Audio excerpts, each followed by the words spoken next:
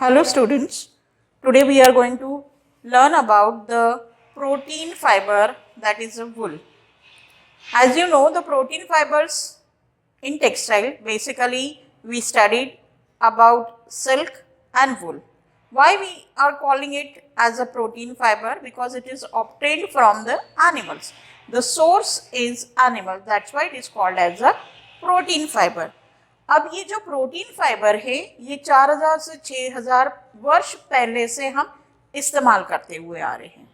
इसका मेन कारण है क्योंकि पहले अगर हम देखेंगे नोमैडिक स्टेज में लोग अपने शरीर को सारे वेदर से, जो 3 ऋतु हम हमारे भारतवर्ष में सबसे ज़्यादा देखते हैं, उनसे बचने के लिए विविध प्रकार के वस्त्रों का इस्तेमाल किया जाता था।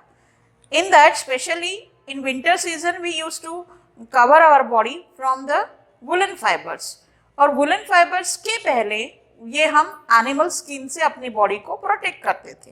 अब ये जो प्रोटेक्शन है कुछ सालों के बाद में देखा कि स्किन के बजाय हम अगर इस एनिमल्स के फाइबर्स का इस्तेमाल करेंगे तो उसका रिजल्ट ज़्यादा बेटर आता है, और इसलिए वुलन रेशे को या वुलन फाइबर्स को फिर हमारी स्किन को, हमारी बॉडी को प्रोटेक्ट करने के लिए इस्तेमाल किया गया है। अब ये जो प्रोटीन रेशा है ये अगर हम देखेंगे तो बहुत सारे फॉरेन कंट्रीज में इसका प्रोडक्शन बहुत पहले से शुरू हुआ है, जैसे for example Argentina, Australia, New Zealand, south Africa, Russia, China, America, Britain and Bharat.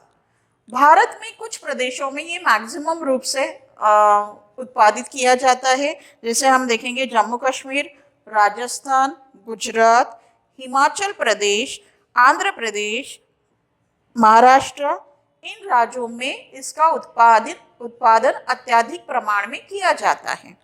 अब हम देखेंगे इस उत्पादन के जो माध्यम है ये बेसिकली सबसे पहले इनको शिप से यानी भेड़ों से प्राप्त किया जाता था। अब ये कैटेगरी जो है इसका या वर्गीकरण अगर हम देखेंगे तो ये इनके आयु के अनुसार इनको वर्गीकृत किया गया है और धागे के प्रकार के अनुसार इनको वर्गीकृत किया गया है। अब यहाँ पे देखेंगे टाइप्स ऑफ वुल फाइबर्स में हम देखेंगे मेरिनो वुल, ये सबसे पहला प्रकार है। ये मेरिनो शीप से ऑब्टेन किया जाता है। इट्स वेरी सॉफ्ट, सिल्की, तो नेचुरली इनका यूज जो होता है मेरिनो शीप का, ये बेस्ट क्वालिटी का वुल होता है और छोटे बच्चों के लिए सबसे ज़्यादा इस्तेमाल किया जाता है क्योंकि ये बहुत महीन होता है। दूसरा, ये जो है इसकी लेंथ होती है 1 से 5 इंच, और 1 से 5 इंच होने की वजह से इसका लेंथ बहुत छोटा होता है, तो शॉर्ट फाइबर्स होने की वजह से भी इन छोटे बेबीज के लिए, न्यूबॉर्न बेबी के लिए स्पेशली इनका इस्तेमाल किया जाता है। इसमें बहुत अच्छी गर्माहट होती है, वार्मनेस बहुत अच्छा होने की वजह से और स्केलीनेस भी बहुत ज़्यादा होने की वजह से इसको स्पिनिंग करने में बहुत तकलीफ नहीं होती है, और इसलिए मेरिनो वूल जो होता है वो बेबीज़ के लिए इस्तेमाल किया जाता है। इसमें स्पिनिंग क्वालिटी बहुत अच्छी है, इसलिए बुनाई करते समय बहुत तकलीफ नहीं हो पाती है। दूसरी कैटेगरी अगर हम देखेंगे दैट इज़ अ लैम्स वूल। ये लैम्स वूल जो होता है ये लैम 6 to 8 मंथ का ओल्ड होता है। ये बहुत ज़्यादा मैच्योर न होने की वजह से इससे जो रेशे प्राप्त होते हैं वे बहुत महीन, बहुत सॉफ्ट, सिल्की एंड सॉफ्ट होते हैं। दूसरा, यहाँ पे ये क्वालिटी ये बहुत महीन होने की वजह से, वेरी फाइन होने की वजह से बेस्ट क्वालिटी वुल कहा जाएगा, बट ये फुल्ली डेवलप न होने के कारण इसको बेस्ट क्वालिटी भले ही हम सॉफ्टनेस, टेक्सचर के पॉइंट ऑफ व्यू से करेंगे, पर ये इसकी स्ट्रेंथ बहुत ज़्यादा नहीं होती, दैट इज मजबूती बहुत ज़्यादा क्यों नहीं है, क्योंकि ये मैच्योर्ड नहीं है, क्योंकि ये भेड़ जो होता है वो 6 से 8 महीने का ही होता है। अब यहाँ पे ये बहुत ज़्यादा स्ट्रॉन्ग ना होने की वजह से डेलिकेट फैब्रिक इनसे बनाए जाते हैं। तीसरा क्वालिटी है हॉगेट वुल। हॉगेट वुल जो होता है वो 12 to 14 मंथ्स के शीप से प्राप्त किया जाएगा, मीन्स मोर देन लैम्स वुल। एज फैक्टर को अगर हम कंसिडर करते हैं तो लैम्स वुल के कंपैरिजन में ये थोड़ा सा मैच्योर है। ये इसको फर्स्ट टाइम शेयरिंग किया जाता है। दूसरा, फाइबर्स काफ़ी सॉफ्ट होते हैं, very fine, resilient, mature and have a good strength. इसकी स्ट्रेंथ जो होती है लैम्प वुल के कंपैरिजन में ज़्यादा है। Fourth is full pole wool. Pulled wool basically these sheeps are grown for slaughtering, क्योंकि अगर हम देखेंगे तो यहाँ पे इन भेड़ों को इसलिए ग्रो किया जाता है ताकि आगे चल के इनको खाने के लिए स्लॉटर कर सके, मार सके। तो इसलिए ये स्पेशली मीट पर्पस के लिए होता है, that's why it is called as a pulled wool. अब ये पुल्ड वुल जो होता है it is obtained from the pelt, that is skin of the sheep. अब ये फाइबर्स इंफीरियर क्वालिटी के हैं। क्यों इंफीरियर क्वालिटी के हैं? क्योंकि जब भी इसको कट किया जाता है या उसको स्लॉटर करने के बाद में शेयरिंग किया जाता है तो they apply some chemicals on their body. तो ये बॉडी के ऊपर में जब केमिकल्स को अप्लाई किया जाता है तो naturally it get inferior quality, और इस वजह से ये डैमेज रूट्स इसके ऑब्टेंड होते हैं। और रूट्स अगर डैमेज या चीप क्वालिटी के होगा तो फाइबर्स जो ऑब्टेंड होगा from pulled wool they are also of lower quality और cheap quality. Now the fifth category is wether wool. Now weather wool, why it is called as a weather wool? क्योंकि इसकी sharing होती है second time, first time इसका sharing नहीं हो रहा है। नेचुरली सेकेंड टाइम जब भी ग्रो हो गए hairs on the body of ship, ये थोड़े से कोर्स होंगे, रफनेस उसके अंदर में ज्यादा रहेगा, और इस वजह से इस वुल को कहा जाता wether wool. Now the age of this sheep is more than 14 months, more than 14 months। और इसलिए ये फाइबर्स जो होते हैं, क्योंकि भेड़ जो है वो घूमते रहेगा फॉरेस्ट में, इस वजह से यहाँ पे ये जो फाइबर्स मिल रहा है it contains lot of soil, dirt, dust, और इस वजह से ये फाइबर्स काफी कोर्स होता है, रफनेस बहुत ज्यादा होता है, और इसलिए ये थोड़ा सा चीप क्वालिटी का फाइबर्स है। तो लो क्वालिटी या चीप कॉस्ट में फैब्रिक अगर आपको बनाना है तो उसके लिए हम लोग वेदर वूल का इस्तेमाल कर सकते हैं। Now the sixth one, that is the last one, taglock wool. ये taglock wool means it is obtained from the rough, torn, very coarse, discoloured part of fleece. यहाँ से ये फाइबर्स मिलने के कारण ये थोड़ा सा लो क्वालिटी का होता है। अब ये जो फाइबर्स है ये कोर्स के साथ साथ जो रफनेस इसके अंदर में है, लेंथ भी इसकी थोड़ी ज्यादा रहेगी, but it is very torn form में, डिसकलर फॉर्म में रहेगा। तो ये चीप क्वालिटी के फैब्रिक्स को बनाने के लिए किया जा सकता है। और in this way the types of wool has been classified. Now come to the manufacturing process, क्योंकि जो फाइबर्स हमने लिए हैं may be from any type of category, किसी भी कैटेगरी से अगर उसको लिया गया हो, बट इसकी प्रोसेसिंग हमको जरूर करना है टू फॉर्म अ यार्न। तो ये प्रोड्यूस कैसे होगा, मैन्युफैक्चरिंग प्रोसेस कैसे होगी? तो यहाँ पे जब हम ये फाइबर्स हमको मिलते हैं it is of two quality, that is woollen fibre and worsted fibre.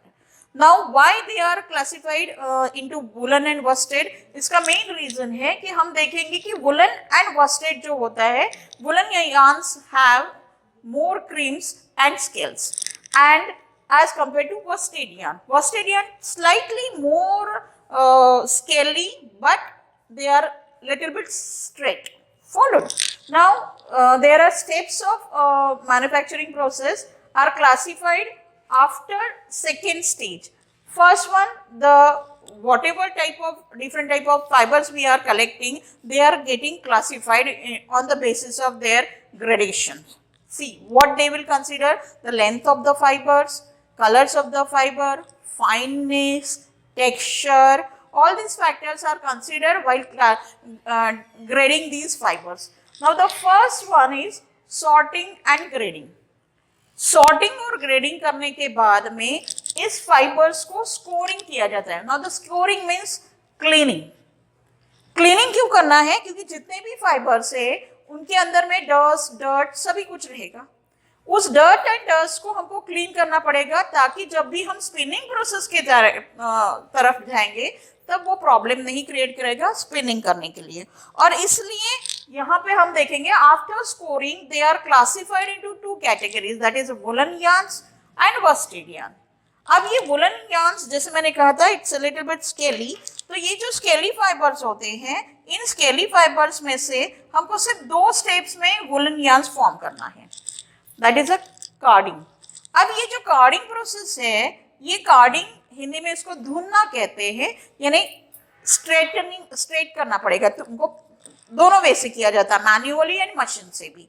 तो ये जो कार्डिंग प्रोसेस होगा, इस कार्डिंग प्रोसेस के बाद में हमको डायरेक्ट हम स्पिनिंग प्रोसेस करेंगे, यानी धागा बनाने की प्रक्रिया। In woolen yarns, only two stages are there for manufacturing a yarn, whereas in the worsted yarn अगर हम देखेंगे तो यहाँ पे हमको 1, 2, 3, 4, 5 स्टेजेस लगती है। 5 स्टेप्स के बाद में हमारा yarn फॉर्मेशन होता है। Followed. अब यहाँ पे जो स्कोरिंग प्रोसेस किया जाता है with the help of alkaline solution. Alkaline solution के साथ में इसको क्लीनिंग किया जाएगा, और क्लीनिंग के बाद जब क्लीनिंग किया जाएगा तो नेचुरली इसके अंदर में जितनी भी इम्प्योरिटीज होती है वो कम से कम 30% अपना वेट लॉस कर देता है, क्योंकि इम्प्योरिटीज पूरी बाहर निकल जाती हैं। इसलिए वस्टेड यार्न में कार्डिंग प्रोसेस किया जाएगा। कार्डिंग के बाद में combing. Now the main objective of combing to separate the staple and filament yarn.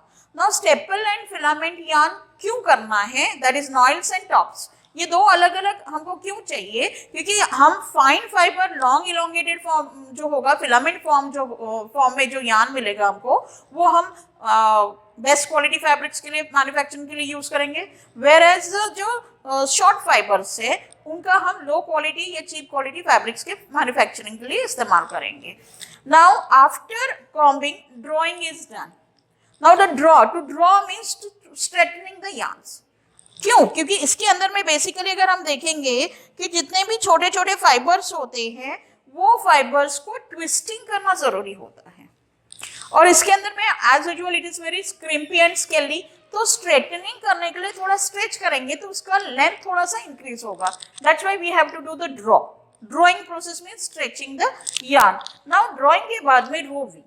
तो रोविंग क्यों जरूरी है, क्योंकि जो जितना हमने ड्रॉ करके उसको स्ट्रेटनिंग किया है उस यार्न को थोड़ा सा ट्विस्टिंग करना जरूरी होता है, और जब तक हम ट्विस्ट नहीं करेंगे उस यार्न में जो स्ट्रेंथ है वो और इंक्रीज नहीं हो पाएगी। और स्ट्रेंथ को इंक्रीज करने के लिए हमको roving, that is a twisting process we have to do. Next the last stage is spinning. After roving the yarns are passed on the spinning machine।